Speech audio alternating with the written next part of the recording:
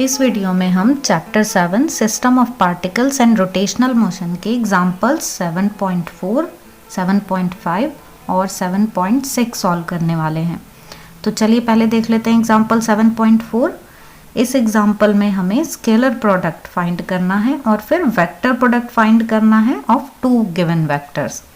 दो वेक्टर्स हमें vector A और बी की वैल्यूज गिवन है, तो हमें डॉट प्रोडक्ट और वेक्टर प्रोडक्ट यहाँ पर कैलकुलेट करना है। तो चलिए इसका सॉल्यूशन देख लेते हैं।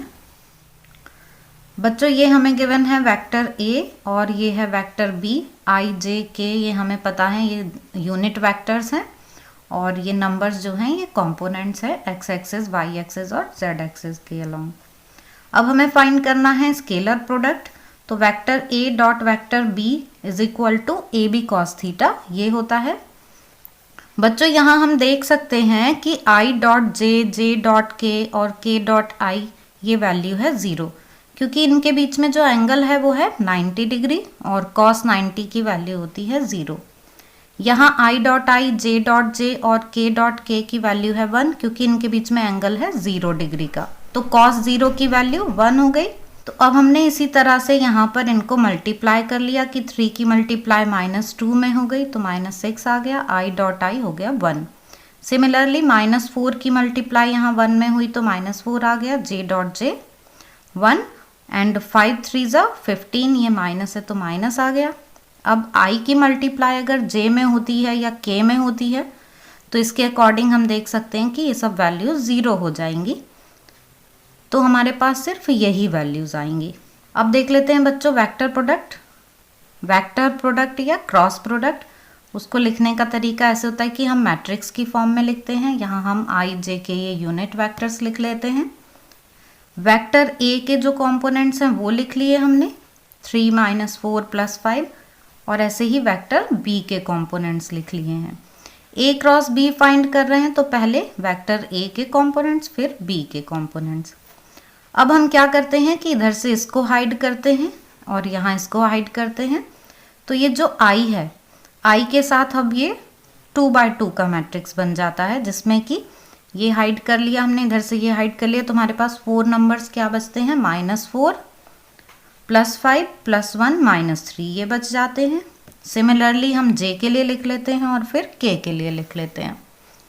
बच्चों यहाँ पर i प्लस में है, j माइनस में है और k प्लस में है। इस तरह से ये लिख लिया हमने। अब क्या करना होता है हमको, इन दोनों की मल्टीप्लाई माइनस इन दोनों की मल्टीप्लाई, यहाँ i के साथ फिर इनका मल्टीप्लिकेशन हो जाएगा। ये फॉर्मूला अप्लाई किया है हमने, तो i को लिख लिया। अब इन दोनों की मल्टीप्लाई माइनस इनकी मल्टीप्लाई ये यहाँ पर लिख लिया। 4 3 ज़ा 12 +12 आ गया, ये माइनस माइनस फॉर्मूले का माइनस, और फिर 1 5 ज़ा 5 ये माइनस आ गया। सिमिलरली यहाँ हमने j के लिए लिख लिया ये ऐसे ही, इनकी मल्टीप्लाई माइनस इनकी। ये हमें ध्यान रखना है कि हम क्रॉस प्रोडक्ट किस तरह से करते हैं, इस डायरेक्शन में फिर इस डायरेक्शन में। सिमिलरली अब यहाँ पर वेक्टर के और ब्रैकेट में 3 -8 आ गया, इन दोनों की मल्टीप्लाई माइनस इन दोनों की मल्टीप्लाई। यहाँ 12 - 5 7, तो ये 7 आई। यहाँ पर फिर हमने इसको सॉल्व किया -j और यहाँ पर -5 के। ये इस तरह से हमको vector a cross vector b मिल जाता है, a और b का क्रॉस प्रोडक्ट। ये a क्रॉस b है, b क्रॉस a फाइंड करने के लिए हमको जस्ट इसमें माइनस कॉमन लेना होगा, क्योंकि a cross b is equal to -b cross a होता है। क्रॉस प्रोडक्ट बच्चों कॉम्यूटेटिव नहीं होता डॉट प्रोडक्ट की तरह, जैसे a vector dot b vector की जो वैल्यू है वही b vector dot a vector की होगी, लेकिन क्रॉस प्रोडक्ट में डायरेक्शन चेंज हो जाती है, जस्ट अपोजिट हो जाती है, इसलिए a cross b is equal to -b cross a ये आ जाता है। तुमने यहाँ माइनस कॉमन ले लिया तो ये साइन चेंज हो गए हैं।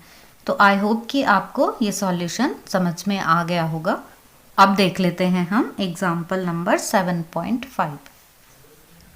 बच्चों एग्जाम्पल 7.5 में हमें टॉर्क की वैल्यू फाइंड करनी है by using vector product. Vector product हम वहाँ अप्लाई करते हैं जहाँ पर दो वेक्टर क्वांटिटीज़ का प्रोडक्ट भी एक वेक्टर क्वांटिटी ही आता है। जैसे टॉर्क भी वेक्टर क्वांटिटी है, आर भी वेक्टर क्वांटिटी है, एफ भी वेक्टर क्वांटिटी है। तो यहाँ टॉर्क की वैल्यू हम by using vector product find करेंगे। और ये मेथड अभी हमने अच्छे से समझ लिया है एग्जाम्पल 7.4 में। तो अब हम बस जस्ट इस मैट्रिक्स को सॉल्व कर लेंगे। बस ध्यान ये रखना है कि r क्रॉस f है तो पहले हम r के कॉम्पोनेंट्स लिखेंगे, ये 1 -1 +1, और उसके बाद फिर ये f के कॉम्पोनेंट्स लिखेंगे और जस्ट इसको सॉल्व कर लेते हैं। तो हमें टॉर्क की वैल्यू मिल जाती है 2i cap + 12j cap + 10k cap. तो काफ़ी सिंपल एग्जाम्पल है ये बच्चों। अब देख लेते हैं हम एग्जाम्पल 7.6। बच्चों एग्जाम्पल 7.6 में हमें ये शो करना है कि अगर कोई पार्टिकल एक कांस्टेंट वेलोसिटी से स्ट्रेट लाइन मोशन में है तो वो किसी भी पोजीशन में हो, किसी एक पॉइंट के अबाउट उसका एंगुलर मोमेंटम कंजर्व रहेगा, उसकी पोजीशन से इंडिपेंडेंट रहेगा। तो इसको हम डायग्राम से समझ लेते हैं। बच्चों सपोज कोई पार्टिकल इस स्ट्रेट लाइन पर कांस्टेंट वेलोसिटी से मूव कर रहा है, वो किसी एक पोजीशन P पर है और ये R है इसका पोजीशन वेक्टर। अब पॉइंट O के अबाउट कुछ इसका एंगुलर मोमेंटम होगा। हमें ये शो करना है कि ये पार्टिकल इस पोजीशन पर हो, इस पोजीशन पर हो, इस लाइन पर कहीं पर भी हो, एंगुलर मोमेंटम इसका कंजर्व ही रहेगा, कांस्टेंट ही रहेगा, इससे इंडिपेंडेंट रहेगा कि पार्टिकल इस लाइन पर किस पोजीशन में है। तो हम ये परपेंडिकुलर डिस्टेंस जो है इसे कैलकुलेट कर लेते हैं। इसकी हमें ज़रूरत पड़ेगी ये शो करने के लिए कि एंगुलर मोमेंटम कंजर्व रहेगा। हम ये मान लेते हैं कि ये जो पोजीशन वेक्टर है ये वेलोसिटी की डायरेक्शन के साथ थीटा एंगल बना रहा है। तो अब इस राइट एंगल ट्रायंगल की हेल्प से हमने ये OM परपेंडिकुलर डिस्टेंस कैलकुलेट कर ली। ये आ जाएगी r sin theta. sin theta is equal to OM upon r। तो इससे हमारे पास OM की वैल्यू आ गई r sin थीटा।